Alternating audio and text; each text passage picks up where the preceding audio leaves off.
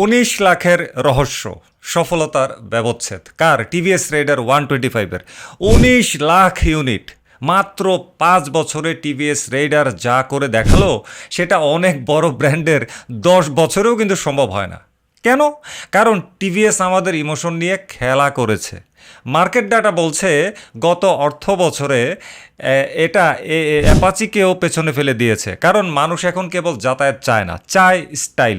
125 সিসিতে 3 valve technology আর ride mode, এটা কি আসলেই দরকার ছিল? মেকানিজমের চেয়ে গিমিক এখানে বেশি কাজ করেছে। হোন্ডা শাইন যখন মাইলেজ দিয়ে বাজার ধরছে, রেইডার তখন 5 ইঞ্চি টিএফটি ডিসপ্লে দিয়ে তরুণদের মগজ ধোলাই করেছে। 19 লাখ মানুষের পছন্দ কি ভুল, নাকি আমরা ফিচারের মোহে মেকানিক্যাল স্থায়িত্ব ভুলে যাচ্ছি?